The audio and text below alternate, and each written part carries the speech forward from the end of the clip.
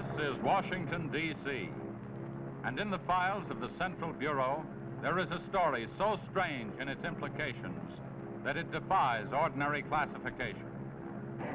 It is the story of a handful of people who, in the course of one desperate night, held back a wave of panic and pandemonium. It began after sundown, time 7:15, as Flight A Coast Patrol from Travis Field was returning to base, when the nightly Air Force transport pointed north toward Japan via the Great Circle route. While at sea, the Navy and Coast Guard maintained their usual round-the-clock vigil. And from the equator to the Arctic, the radar network swept the skies with eyes that never sleep. Time, 7:19. An unidentified object was picked up 200 miles southwest of Point Barrow, Alaska. 7:27. Unidentified object confirmed at Fairbanks, Alaska. Heading south-southeast, 170 degrees. Height, 75,000 feet. Estimated speed, 5,000 miles per hour. White warning. 7:39. Unidentified object 200 miles due west of Vancouver, British Columbia. Course 170 degrees. Height 60,000 feet. Estimated speed down to 3,600 miles per hour. Yellow warning. 7:54. First interceptor flight airborne. Point of interception, 80 miles due west of San Francisco, California. 7:55. Unidentified object past point of interception. Red warning. 8:11. Morro Bay, California. Height, 50,000 feet. Estimated speed, 2,000 miles per hour. 8:15. Santa Monica, California. Height, 10,000 feet. Speed, 1,200 miles per hour. 8:18. All traces of unidentified object gone. Red warning lifted. By 8:25 at the Los Angeles branch of the Communications Commission, reports of strong interference with radio and television reception began to pour in from the beach area. The monitors went to work immediately. Mobile units were ordered to converge on the vicinity of the disturbance. Pinpoint direction-finding devices began to trace the trouble to its source.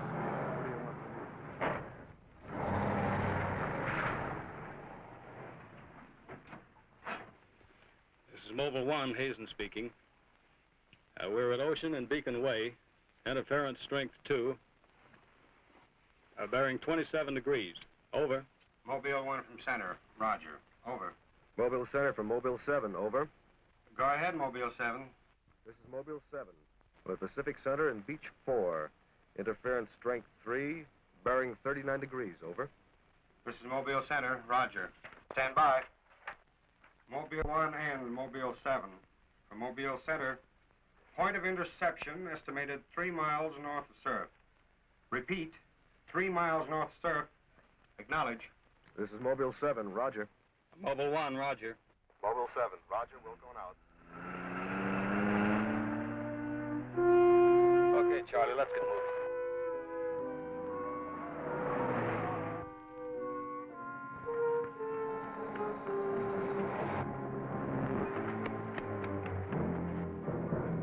Yes, what is it? Take me to a phone quick. I need an ambulance. What's the matter?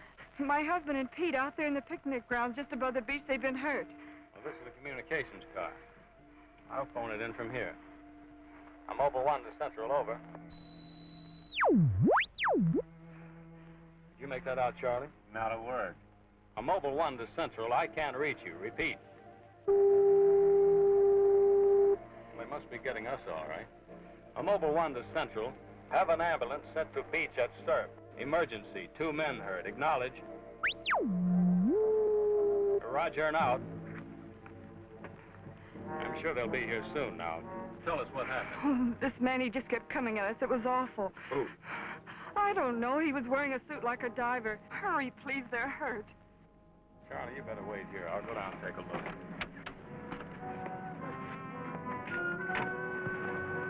The young woman's hysteria became obvious as they reached the picnic grounds at the beach.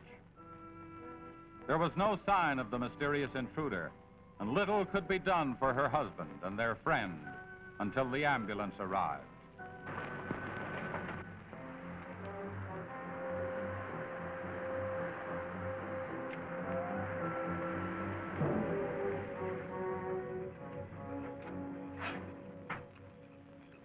Hi, fellas. How are you doing?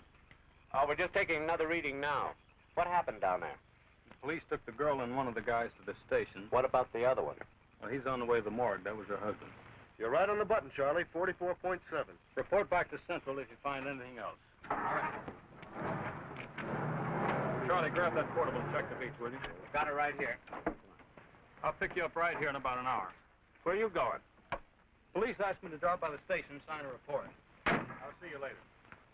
If you don't, you know where to look for the body.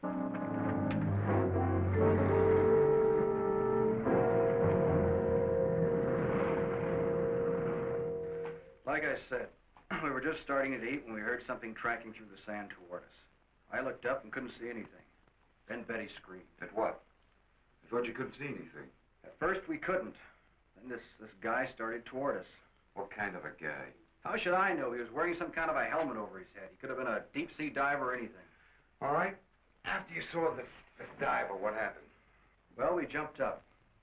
Ed, that was Betty's husband, yelled at him to stop. But he just kept coming. I never saw anything like it. He didn't say anything. He just kept moving in. Then you say he attacked you. Well, we didn't give him a chance. Ed grabbed a piece of wood and took a swing at him. That didn't stop him. He caught the end. That's all I remember. Just because a man's taking a walk is no reason to slug him. Besides, you don't look like a guy who frightens so easy. How would you feel if somebody with a crazy helmet with pipes sticking out of it came at you in the dark? And look, I know this sounds crazy, but there wasn't any head in that helmet. No head. No head at all. It's the truth. I think you need some coffee. I don't want anything. It's all the same to you, Lieutenant. I've got to pick up one of my men at the beach. Okay, thanks for coming down, Hazen. Hope I didn't put you out. No trouble. So long. You too. All right, let's start at the beginning. How well did you know the dead man? And his wife? Betty and I went to school together. I knew Ed a year. How long were they married? About a year. Wasn't her husband a little older than she? I don't know. But you said you and Mrs. Evans went to school together. Then you never discussed anything personal with her? She did mention he was older, yes. How much? 15, 20 years. What difference does that make? That wasn't too hard now, was it? Where do you live? 629 and a half East Palm Court. Why? That's where the Evans live, isn't it? Yeah, I board with them. You do, huh? Now, Mrs. Evans is a good-looking woman. What are you trying to say?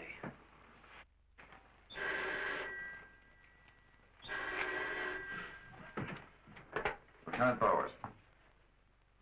Where? Yeah, I got it. I'll leave right away. Ain't been enough murder. Near the beach.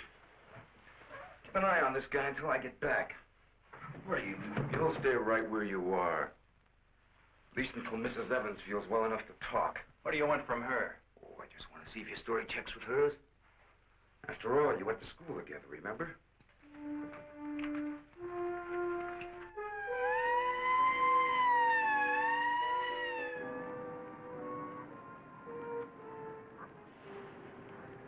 You say there were no witnesses, huh? None yet. Anything missing? I don't think so. The cash register wasn't touched. Get a breakdown of the inventory as soon as you can. What about fingerprints? The boys are working on them now.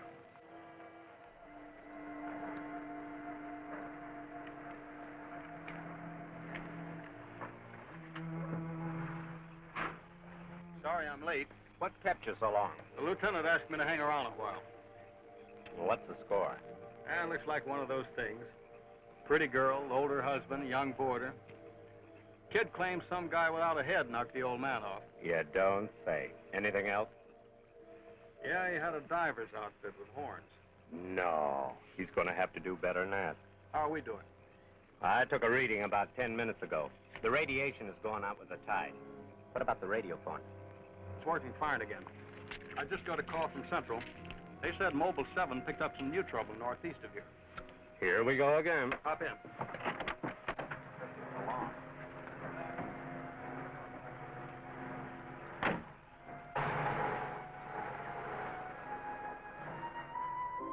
Who reported this murder? There he is there. He lives next door. His name's George Nelson. Hey, Mr. Nelson. Yes, sir. Come here, will you? I'm Lieutenant Bowers, homicide. You found this body? That's right. He must have just locked up for the night when this happened. How do you know that? Well, he usually does around this time. What were you doing here? I was sitting home watching the fights on TV, and all of a sudden the thing started acting up. What has that got to do with it? Well, you don't know this set. You know, it wouldn't work at all when I came home to supper. Then all of a sudden it cleared up fine. So I thought, well, I'll get set to look at the fights again, and all of a sudden out it goes again. So I thought maybe the battery station down here was overcharging the circuit, and so I came down to take a look, that's all. Hey, don't you ever quit work? What's up this time? Another murder? What are you doing here, Hazen? Same as before. Still trying to track down that signal interference. Hey, does that stuff work on TV, too? Well, it has been for hours. What'd I tell you? What's the matter? Seems to set one on the blink. Well, at least we know we're on the right track. How'd you make out with that boarder? You're still sticking to a story. The guy had no head. Well, I'll be seeing you. So long. Right. Come on, Charlie.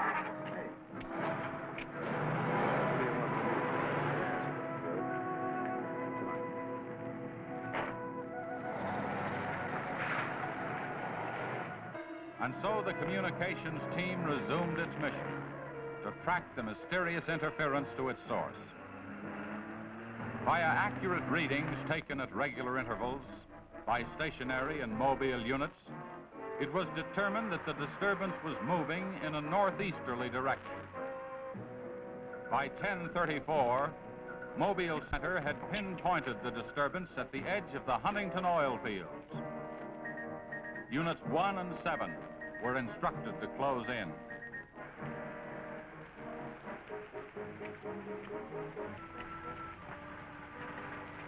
Hey, Charlie, do you see what I see? Yeah, the oil field. Let's hope our trouble's burning up. Well, there's only one way to find out.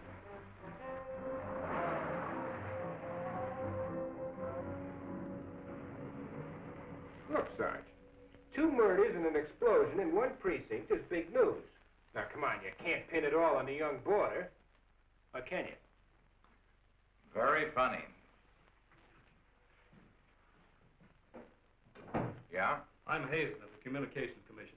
Oh, the lieutenant's waiting for you. Thank you. What's a wheel? You heard the man, Communications Commission. Tell me, just kind of interference happen very often? Never anything like this. It's on the move all the time. Need some hand with a transmitter in the car. It's not a transmitter. We don't get a definite disturbance, just interference. Then you have no idea of what it is, huh? Not yet. How are you making out? Not so good. You were here when I questioned that boy about the murder at the beach. Did you get anything more out of it? Yeah. Come on with me. You might want to see this.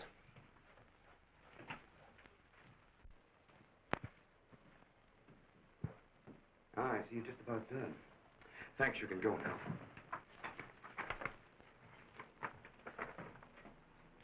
Are you sure this is what the man looks like? What do you say, Betty? Well, just about, only I think the tubes were a little lower down. And you still insist there was no head inside the helmet? I'm positive there wasn't. What about you? Well, it was dark. I couldn't swear to it. Thanks, that'll be all. You mean we can go now? Yeah, for the time being. Just stick close to home. I may want to see you again tomorrow. We'll be there. Come on, Betty. Kind of changed your mind about those two, haven't you? Yeah, I guess I have. Hey, look, bring in the old man, will you? Don't tell me you believe this story about this whatever it is. I know it sounds as phony as it ever did. But, sit down, will you please? You're the watchman at the Huntington oil fields? Oh, yes, sir. I've been with the company for over 22 years, sir. Yeah. Will you tell Mr. Hazen here exactly what happened? Well, sir, like I said before, I was just closing the gate for the night when I saw this fella coming up. I was never so scared in my life. Yes, go on. Well, it wasn't the man so much as the suit he was wearing. Well, he wouldn't stop when I hollered at him. He just pushed his way right in there through the gate and walked right up to the tank. Now, you carry a gun. Did you try to stop him? Oh, well, he was much too close to the tank. I was afraid to shoot. So I thought I might call for help. And just as I got to the shack, the tank blew up. Oh, you should see the sight. Yeah, sir, can you give us a description of this man? How would you say he was dressed? Well, sir, like I said before, he wore a sort of flyer's not outfit with a helmet attached to it. How tall was he? Oh, he was a giant of a man. And he had tubes sticking out of that thing, that helmet he wore. Can you tell us what his face looked like? Well, sir, though he got pretty close to me, I could swear the man had no face. Now, if you saw this man again, would you recognize him? I mean by his outfit. Oh, I'll never forget that sight if I live to be 100, sir. Would you say this is the man? Wait, sure, that's him. Thank you very much. You may go now. All right, sir. Thank you. Well, Hazen, what do you say now? Beats me. The descriptions check all right. This could be some kind of flying suit. High altitude equipment. Yeah, that's what I've been thinking. Well, how do you explain that stuff about the missing head? No, we can discount that. These people were frightened. It's night. Nobody really took a close look at it. I guess you're right. But whoever he is, that outfit doesn't look like one of ours. Of course, he could have been dropped by parachute. You mean sabotage? We're checking. I think we better wire a report to Washington, see what they say. Oh, you can use our teletype. I'll tip off the LA police to be on the lookout for something unusual. Hey, wait a minute. What about the press? Oh, I don't think they know too much now. We better keep it that way for a while at least, till we find out whether our friend is still around here. Well, if he is, I think we can find him for you. My hunch is that he's carrying something around that's causing all this disturbance, whether he knows it or not.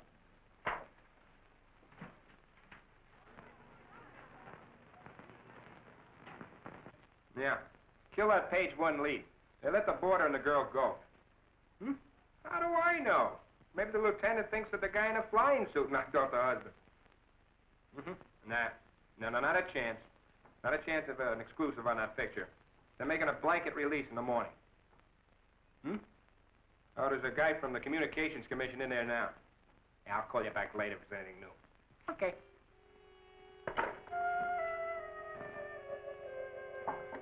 Come in. Sorry to interrupt you, Lieutenant. Yeah, what is it, Jim? There's a teletype cam for you. Oh, thanks, Jim. We're waiting for it. That was fast.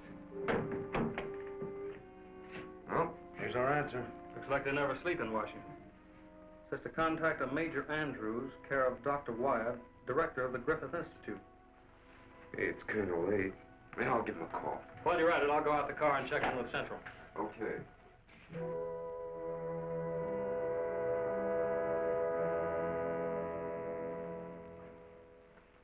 Well, that's the story up till now. We got in touch with Washington. They told us to contact you here. Very interesting. What do you think, Doctor? When I see something like this, I understand why you gentlemen might have thought sabotage was involved. Lieutenant, are you sure there were no traces of this saboteur, this X-man, found after the explosion in the oil field? Fire department went over every inch of the area. Didn't come up with a thing. Well, then there's a strong possibility that he might have perished in the explosion itself. I doubt that. We're pretty well convinced this man is carrying something that's responsible for all the signal interference. According to the last report I got, there was a definite disturbance about 3 miles east of the oil fields, sometime after the explosion. Well, then if he's alive, you should be able to keep an accurate check of his whereabouts. Not that easy. As a matter of fact, we lost contact about 3/4 of an hour ago. Maybe you realized you were trailing him and got rid of whatever he had that was causing the disturbance.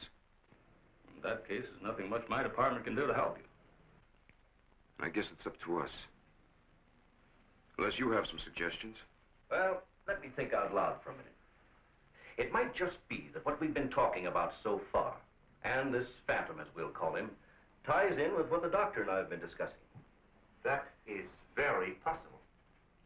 I don't know whether you know it or not, but somewhere around 7:30 this evening, our radar networks picked up an unidentified object off Point Barrow, Alaska. They traced it clear down to Santa Monica before they lost it. Santa Monica? That's where we first picked up our radio interference. Yeah, right at the scene of the murder.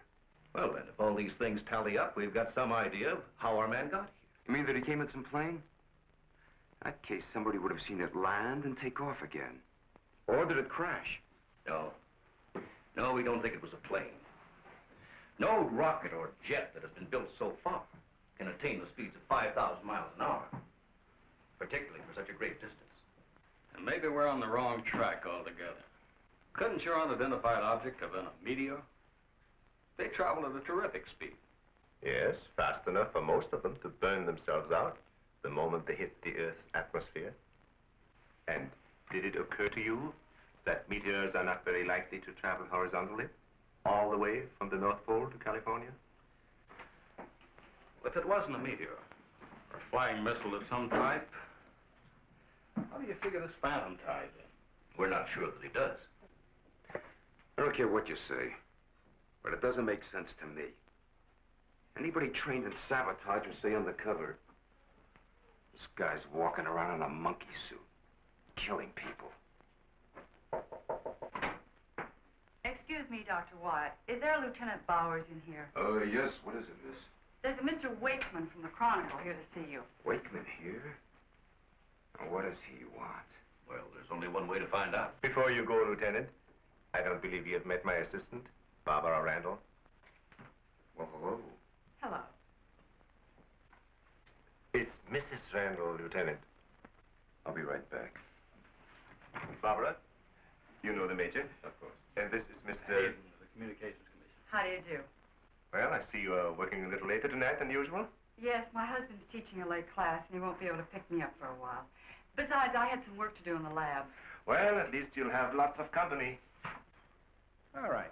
So I shouldn't have come up here. But I gotta get your angle on this beach murder. And your whole department is shut up. Look, Wakeman, will you stop bothering me? There's nothing to say. If you got an exclusive story from that Evans Damon or Board, then you know as much as I do. Yeah, but that still doesn't explain anything about the guy without a head. Come on. Who is it? Your guess is as good as mine. You mean you let those two kids go without knowing that? I don't buy it. Well, I did. Well, then you must have an awful good reason. I bet you're trying to tie it in with that other murder. All right, Lieutenant. Don't tell me. I'll get my story somehow. Oh, if you want to know how things turn out, read the Chronicle in the morning. That's right. Now get in touch with Charlie in Mobile 1 and have him call for me here. Okay, honey. Well, did you come up with anything? No, we're just briefing Barbara here. It's just amazing the way you've been able to put these things together. Don't kid yourself, Mrs. Randall. It seems the press knows as much about it as we do.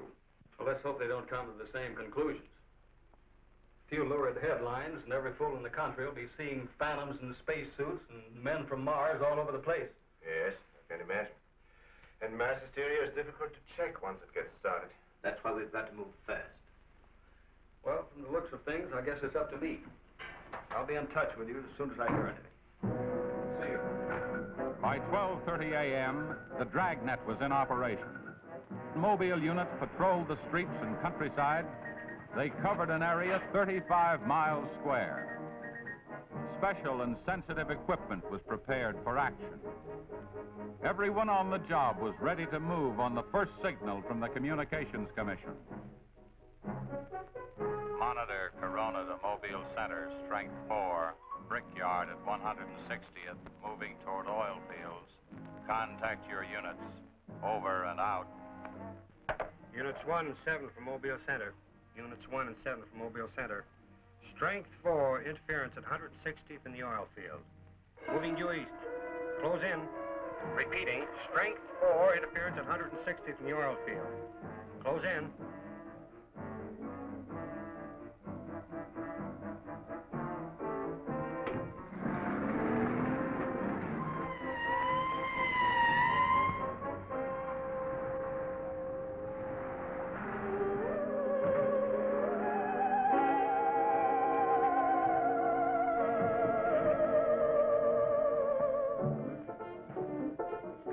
See, you're here, Joe. Just got here, trying to set this up.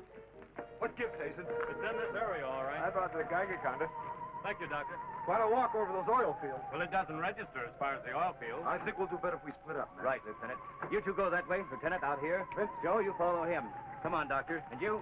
Oh, forget it.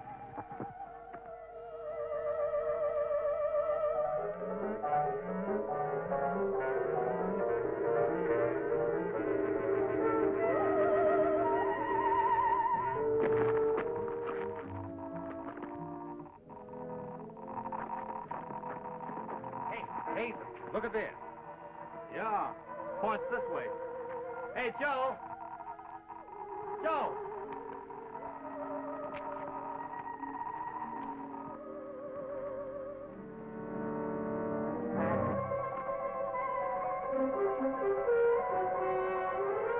Hazen!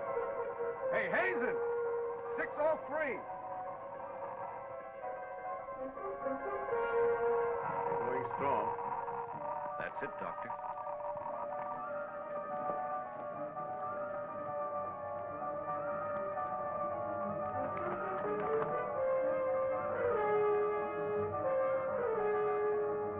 It's leading this way. Come on.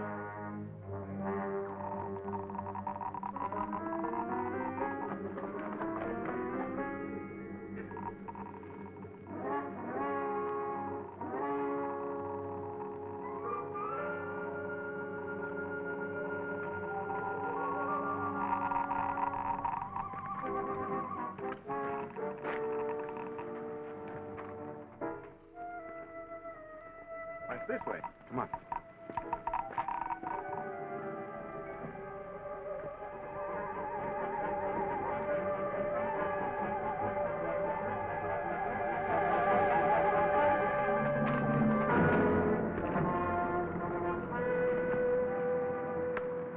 Come on.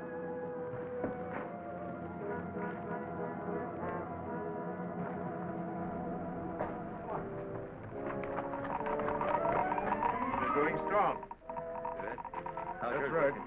Checks with me. Sure does. He's here. We saw him. There he goes. Come on! Chris. Gotta be around here somewhere. Yeah, we gotta get on the roof. Vince, go get a ladder. Look out! Let's cut him off! Come on. Around here.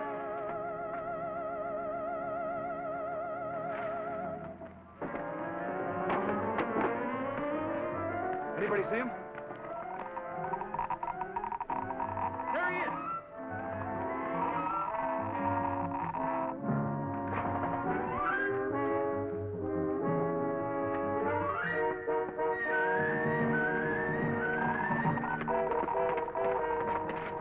Got him now. We'll give you 10 seconds to come out of there, starting now. 1, 2, 3, 4, 5, 6, 7, 8, 9, 10. We're going in. Help you guys cover the door. Come on.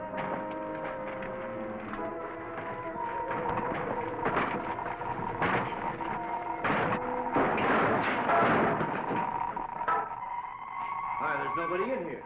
Possible. We saw him come in. Maybe he went out of the window. We won't get very far. Don't touch anything till we check for fingerprints. Oh, Doctor, over here. He left his suit and his helmet.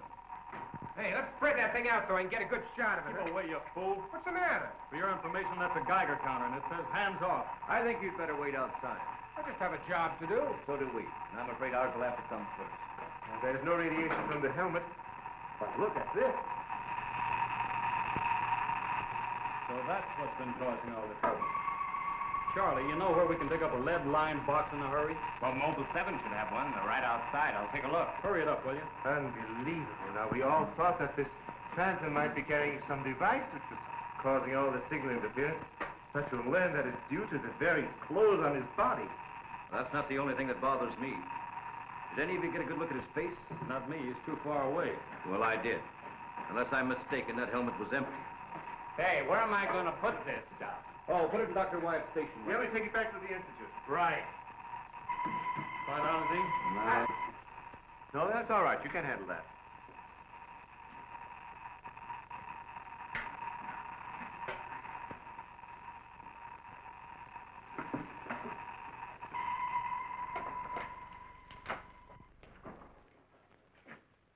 Any luck?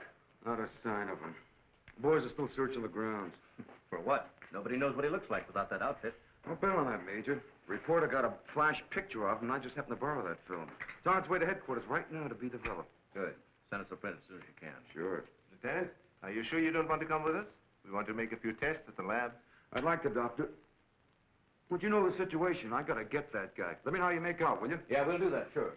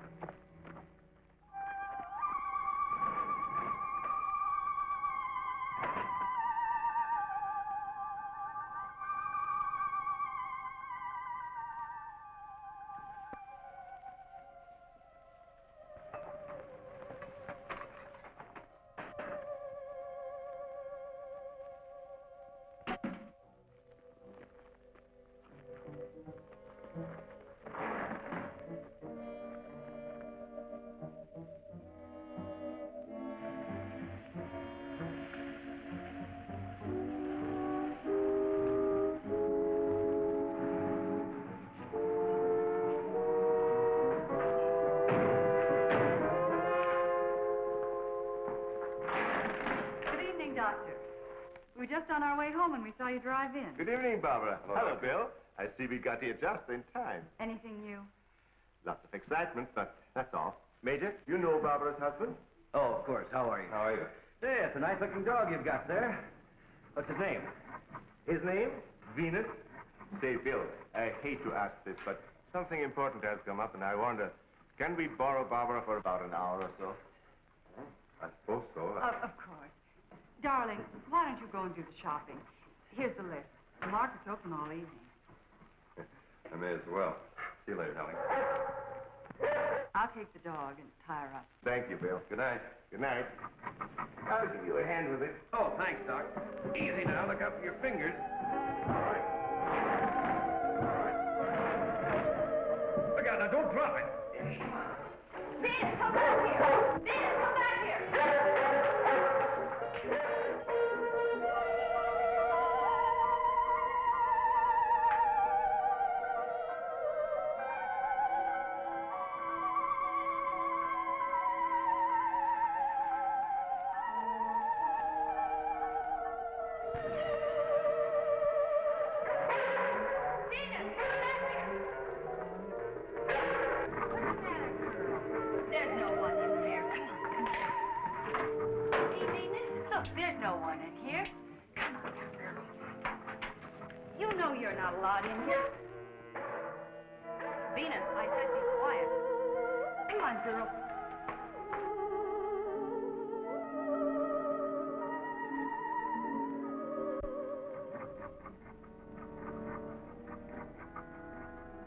Now you stay right here, Venus, and I don't want to hear one sound of it.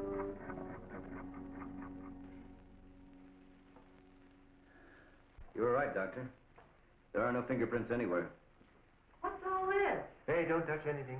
You better put some gloves on.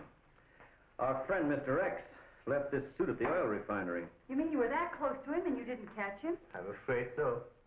That's up to the police now. Hand me those shears. I want to cut up this material to work with it.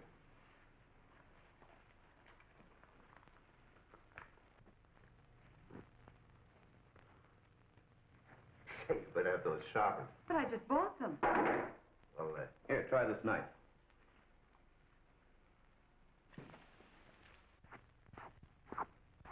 that still won't cut. Let me try.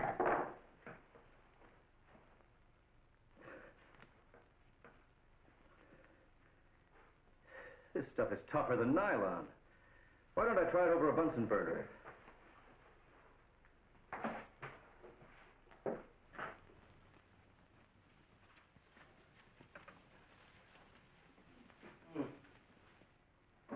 Hey, doesn't burn either. Let's take a look at it under the microscope. Look, it's magnetic. Magnetic? Here, I'll... Radioactive. And apparently indestructible. Thank you.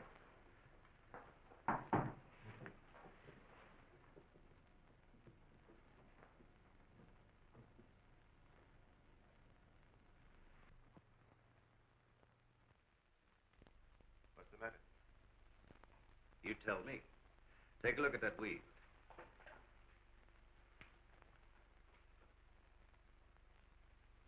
What weed? There is none. This material is one solid mass. May I see it?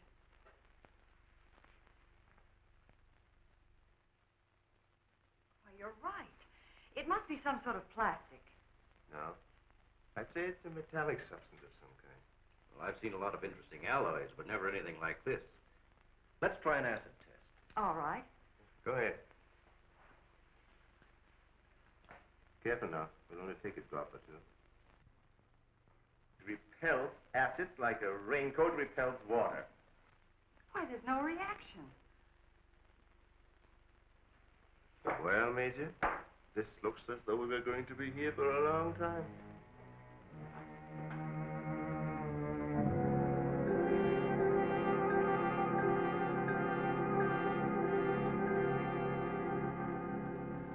Now we have it.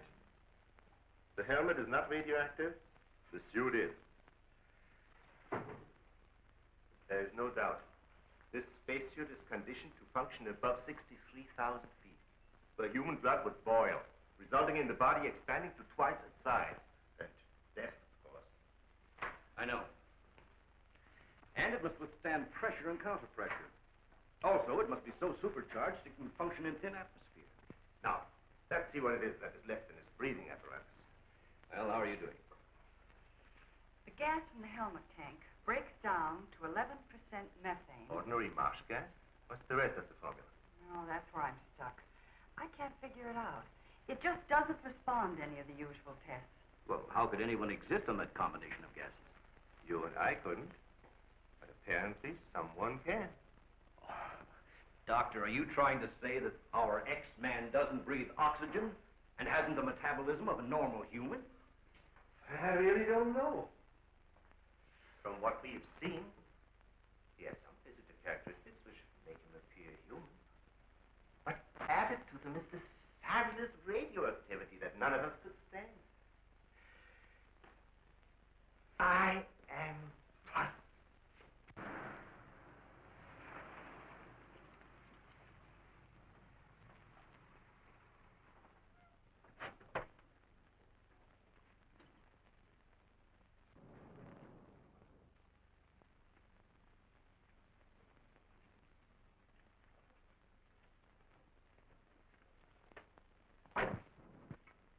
I think the answer lies right here in this helmet. Obviously, he needs it to survive. Otherwise, he wouldn't have risked wearing it where he was sure to be recognized. As it is, he only took it off when he was cornered. But if what you say is true, how can he exist without it now? Let me put it this way. It's like a patient in an iron lung. Sometimes one can be removed for hours at a time without any ill effects. Exactly. And I think the same principle applies here. And that means sooner or later, he has to get his breathing apparatus back or die. I don't understand. Well, I've got an idea. If we were to return this whole outfit to where he left it, he might be tempted to come back.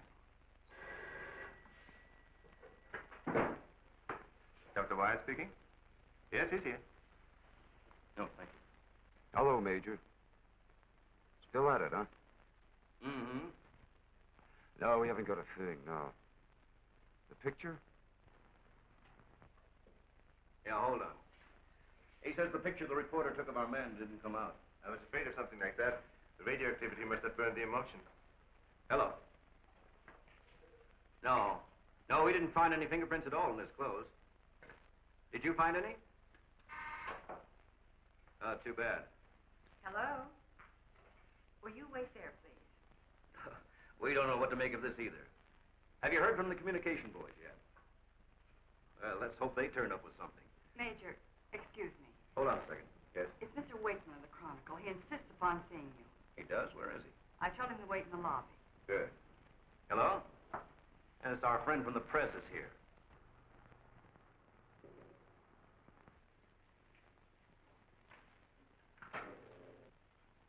Don't worry, I wouldn't dare let anyone in on anything. At least not till we get something concrete. Right. All right, I'll see you later. Well, I guess I'd better see this newspaper man. Want to come along, Doctor? I think I will.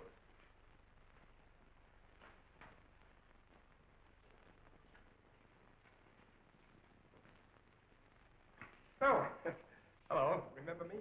Certainly, yes. Nice lot of gadgets you got here. We think so. What's on your mind? Well, I was wondering if you might let me take a couple of pictures of that suit you brought up here. I'm sorry, we can't do that. Oh. Well, now, look, I got a wonderful picture of the guy running in the shack, and the lieutenant stuck his nose in my business, and what do I get? A blank.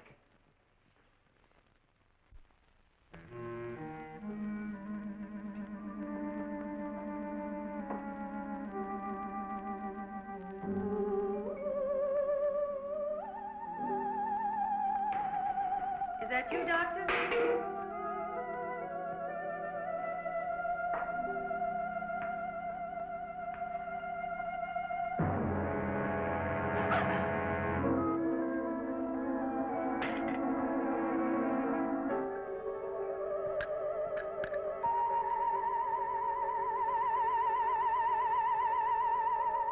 Well, you must have some lead on this guy, otherwise you wouldn't have brought that suit up here. Well, let's just say we were curious.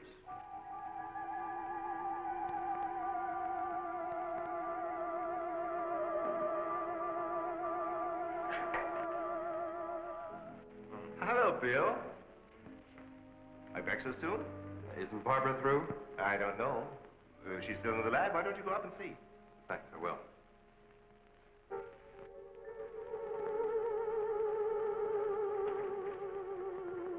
Barbara? Barbara, are you in there? Bill, listen to me. I'm not alone. Someone is in here with me. I can't see him. He locked the door and has the key. I'll break the door down. No, Bill, don't, please. You better get help. You mean I've come all the way up here for nothing? I'm afraid so. Good night. Yes. Good night, Mr. Wakeman. Good night.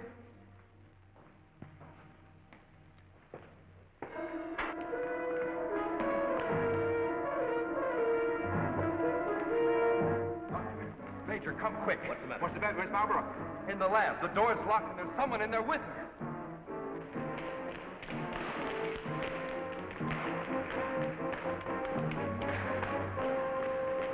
I thought you said the door was locked. It was. She's gone. Oh, cover the main entrance. That's the only way anybody could leave. I will. Well, in that case, we would have seen her on our way up. Well, then she must still be in the building. We'd better split up. I'll take the roof. Barbara! Barbara! Barbara! Barbara!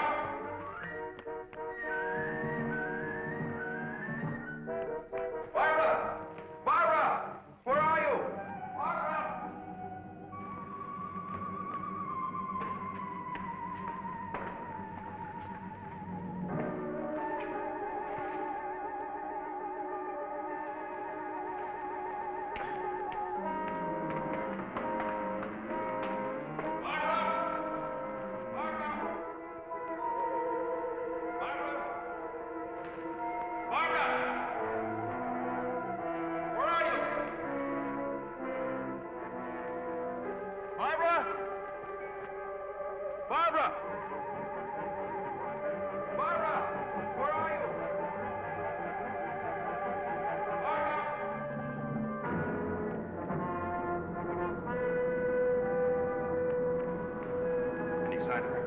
Not yet.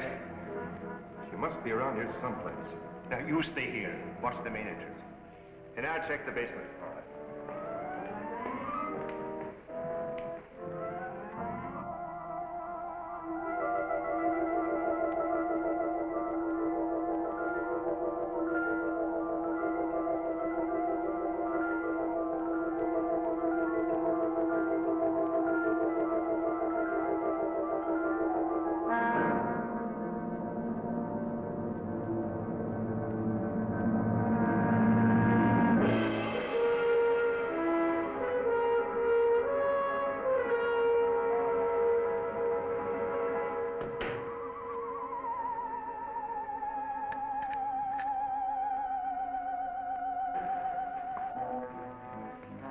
It's not up there.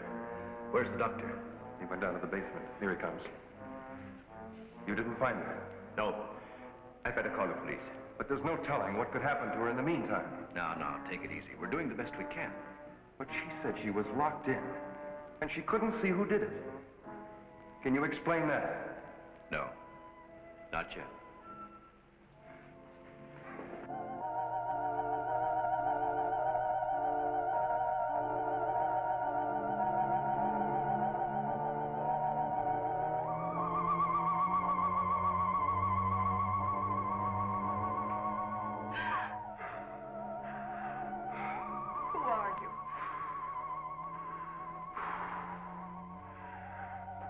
Don't come near me. I'm warning you, don't come near me.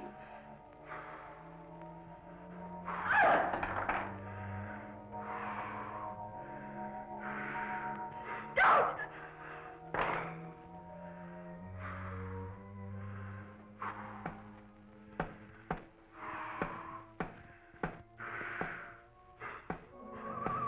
The code. I don't understand. You're trying to tell me you need it to breathe, and there isn't much left in the tank. 1, 1, 2, 1, 1, 2, 3.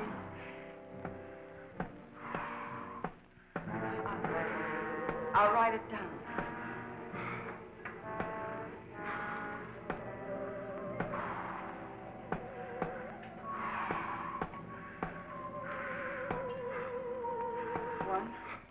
One, two, 1, 1, 2, 3.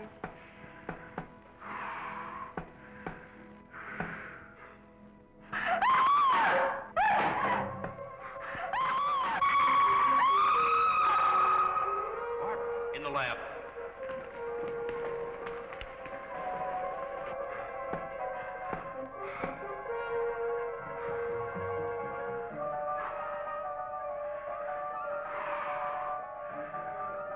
No, please, don't. She's in there. Barbara! I can see his hand from the ultraviolet lens. I'm sure it's open. Darling, are you all right? I think so. I'm looking for him. I just saw him, so he must be in here.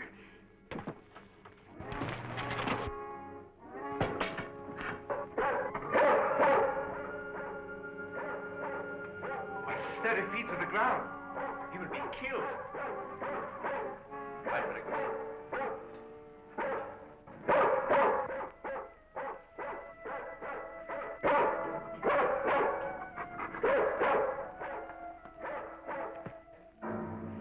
He was right there. I couldn't see him. I didn't know what to do. Come here, quick. Disintegrated. This is amazing.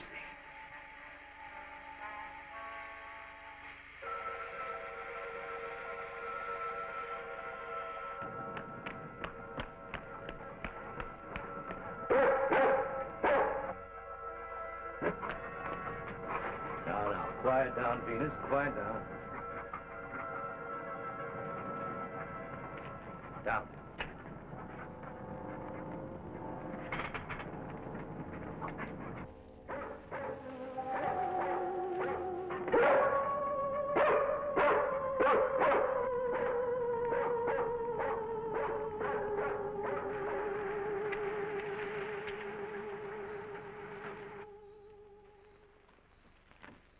Mobile Center from Mobile 1, come in, please. This is Mobile Center. Go ahead. Get hold of Major Andrews or Dr. Wyatt at the Institute. I want to talk to either one of them. I will do. Stand by, Mobile 1. Dr. Wyatt speaking. Oh, yes, Mr. Hazen. Yes, we're still at it. Lots and lots of excitement, but nothing definite yet. Have you anything to say? The trouble seems to be just about gone. We get a flash in the direction of the observatory once in a while, but I figure that's because of the outfit you're testing. Yes. Lieutenant Bowers ought to be here any minute. Of course. How long will it take you to get up here? Good. See you then.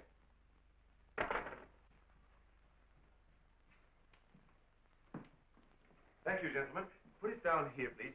Barbara, bring that cord in over there. Now you're going to see...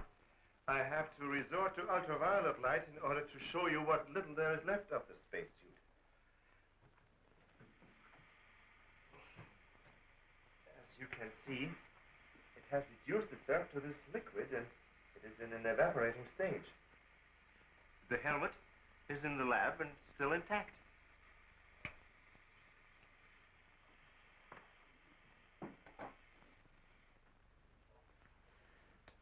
This is amazing. All the radiation in this suit would be fatal to a normal human being wearing it. Of course. And furthermore, our respiratory system could never simulate gases such as we have found in that breathing device. Well, then we have to assume our so-called X-Man carried his own atmosphere with him. Excuse me. But as a matter of curiosity, why do we refer to this thing as a him? I thought it was invisible. Under normal conditions, yes. Yet, Mrs. Randall did see the imprint of a large foot and a masculine hand under ultraviolet light. How do you explain that? I don't know, but the human body is composed of various elements with a carbon base. Like coal. Yes. Now, suppose we maintain the same chemical composition in the body of the X-Man, but substitute silica for carbon. Silica, that's glass. Exactly. Now, it is possible that the body with such a base, if it were subjected to an atmosphere foreign to its origin, might appear invisible to our eyes. Are you trying to say, Doctor, that we're not dealing with a human being? I didn't say that. On the contrary, all the evidence points in the opposite direction. Toward a superhuman with an intelligence far superior to our own. How can you tell? First of all, Mrs. Randall saw that he has a hand with digits like our own fingers and a thumb opposing. That alone is a sign of intelligence. And he comes from a civilization that has developed adequate space transportation to enable him to travel to Earth. We have nothing yet that can reach even another planet in our own solar system. That could account for the unidentified objects picked up by radar a few hours ago. My theory is that the spaceship, or whatever it was that he came in, operated on the principle of magnetic rather than atomic propulsion, and that somewhere in the outer limits met with a condition where the Earth's gravity pulled it down and it fell into the ocean, and that he managed to save his life and reach shore. You really can pick up any type of communications interference, no matter how weak the signal may be. Sure thing. We were on his trail from the minute he left the beach. I never knew you carried such sensitive instruments in your car.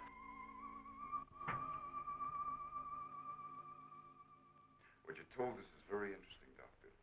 But I've got to make an official report to headquarters. Are you willing to be quoted that the criminal we're after is a creature from another world? All I can say is, we know that our Earth is not the only planet capable of sustaining life in one form or another. You can quote that. Well, I've got to go by some footprints in a hand. That isn't much. No fingerprints, no description, no nothing. And we're after a killer. Has it occurred to you that our X-Man has no apparent motivation for his acts, and might therefore not be an intentional criminal at all? You have a point there. Hey, wait a minute. Come to think of it, the young boarder we suspected, he did say that the girl's husband threw the first punch. So?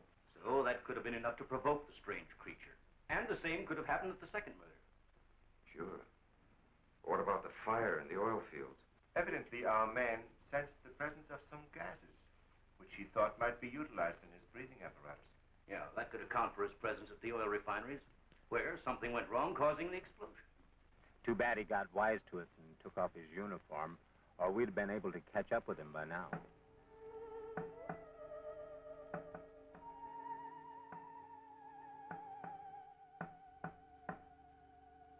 No, he didn't utter a word. but I'm convinced he was trying to convey a message to me. He kept tapping out a code. I wrote it down. Let me see that, please. Doesn't make sense. Well, it may be based on some mathematical system we know nothing about. But he was trying to tell us something. Why did he run away?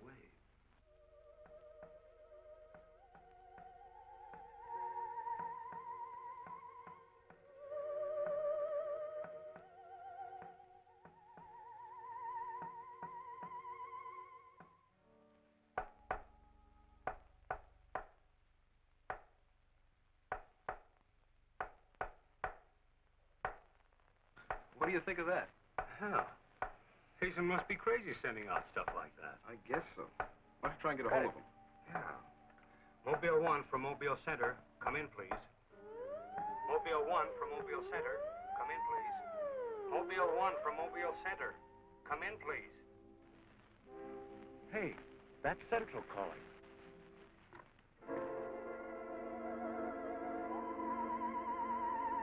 You better stay here by the car. I'll go tell Hazen. Yes, Colonel Powell. Of course, I'll mail you a complete report first thing in the morning. Yes, sir, thank you. Oh, and I'm awfully sorry to disturb you so late at night. Right, good night, sir. He's around here, this invisible guy. He was in the car. How do you know? I was talking to Randall outside when I heard Central calling. Before I could get over to answer, I saw the door open and shut by itself. He's desperate. For all we know, he could be trying to send a distress signal to his home base, wherever that is. Well, let's hope he doesn't get through. We've got enough problems with just one of those guys. Well, at least we know he's around in the vicinity, and it's obvious what keeps him around. Of course. He's got to come back for what little gas there is left in this helmet. And when he does... Oh, please, the most important thing is to take him alive. If we can only make each other understand, there's no telling how much science can profit. I'll go along with that, Doctor. But I've got to make sure that once he's cornered, I'll be able to hang on to him. I think we're all agreed on that. All right, good, then we must see it from his angle. He's in an alien world. No doubt we are as frightening to him as he is to us. Now, the most important thing, then, is to keep calm at all costs and do nothing to provoke him. Immediately, a simple plan to trap the Phantom went into operation. All obstacles to his entry were removed. To erase any possible suspicion, the doors were left unguarded, and inconspicuous electric eye equipment was set up. All this was connected to a makeshift control board, which would immediately signal the exact location of the trespasser. Now, there was nothing to do but wait. The one road leading to the Institute was blocked off to make certain no outsider would upset the plans or interfere in any way. What's the big idea? Sorry, nobody's allowed through here. Who says so? Lieutenant Bauer's orders. Oh, is he up there? He might be. Well, you get word to him that Joe Wakeman of the Chronicle is here. Sorry, Bud, I can't leave. Oh, what about them over there? Hey, you over there. Me? Yeah.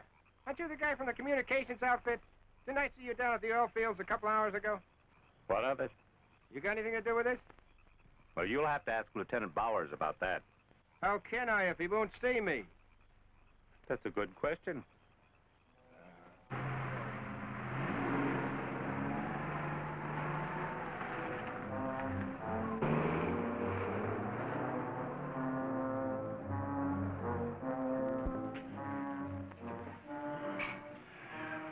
Well, it's 4:45.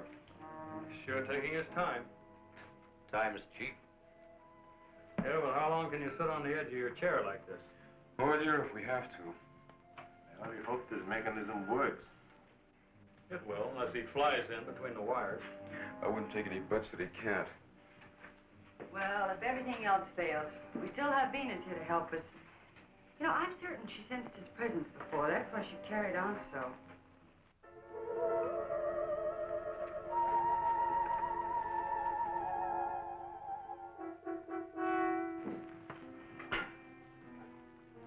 What's the matter, Lieutenant? Is this thing getting you? Oh, no. I'm just thinking about public reaction to all this. I'll give something to the press by morning.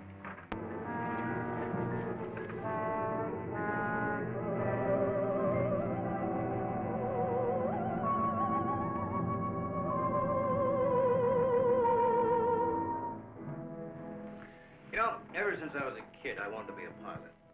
Then after I got my wings and had 75 missions, I thought I'd seen everything. Now, after all this, I know I haven't seen anything. He's here. The back entrance. Let's head him off. Remember, now, take it easy. Don't crash.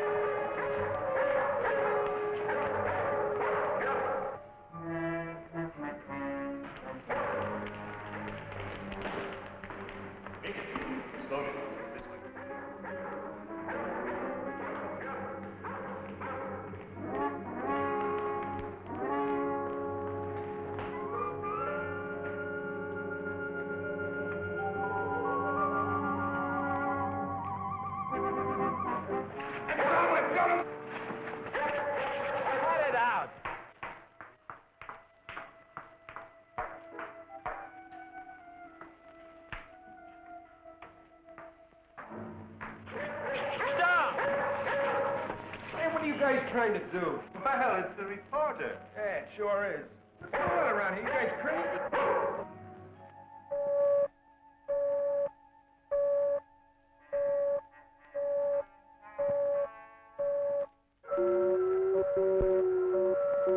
How'd you get in here? Oh, that don't make any difference. Come on, what's up? What's going on?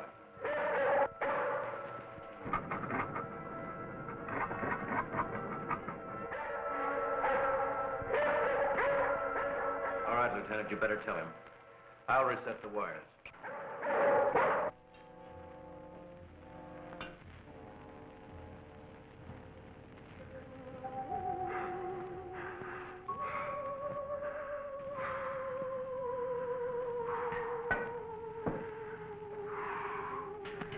Don't be afraid. We want you to live. Don't you understand? Can't you speak? Can't you say something, anything, in any language?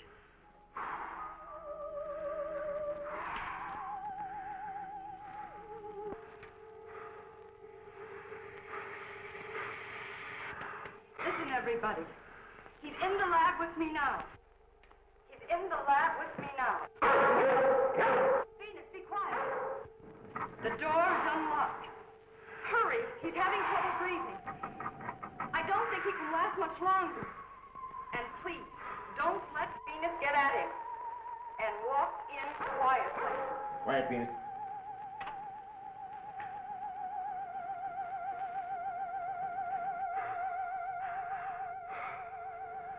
It's unbelievable.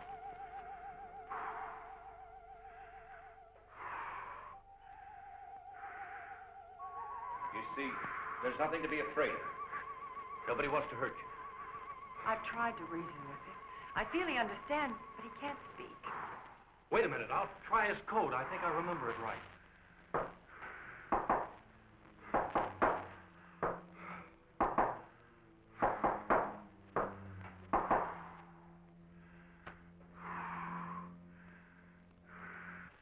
Better plug in the ultraviolet light.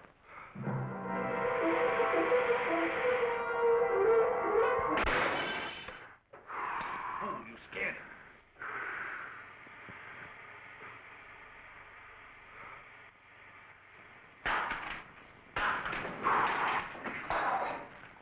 Look, there goes Venus.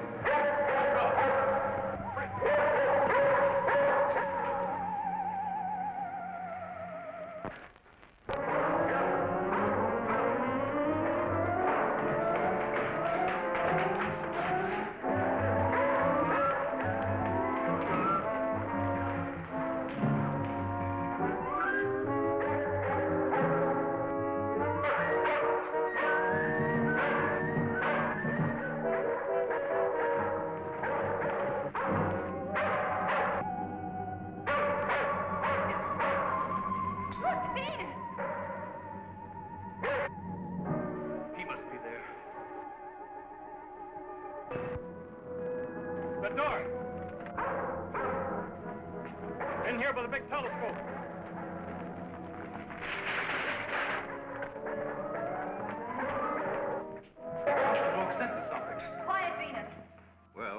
in here, you'll never get out now. Door was closed. This is what I've been waiting for. Please, Lieutenant. This is our last chance. We have to take him alive. Plug in the lamps. There's an outlet here.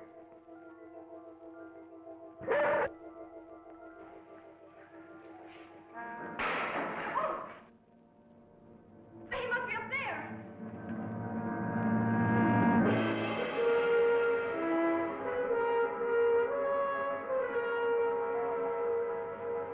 His whole body's a glow. If I hadn't seen this with my own eyes. What do we do now? Stand back.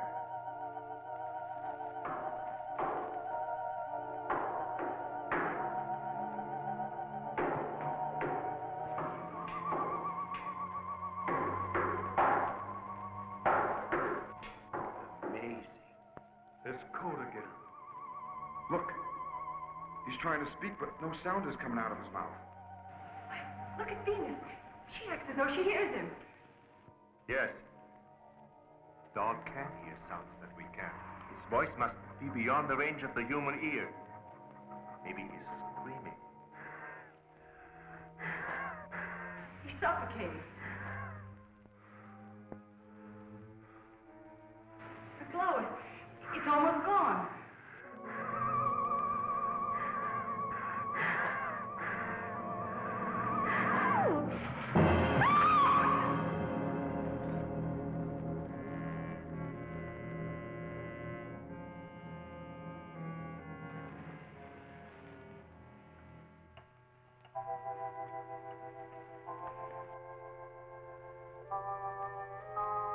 We won't need these lights anymore. In death, he has become visible as a normal body.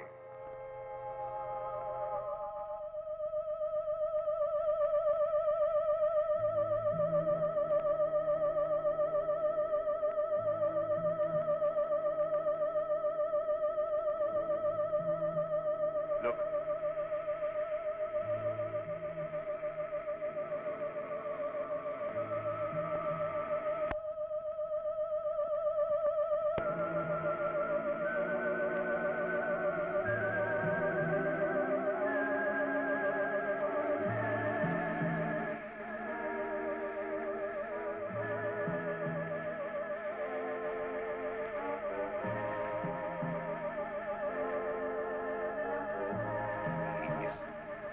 Evaporating.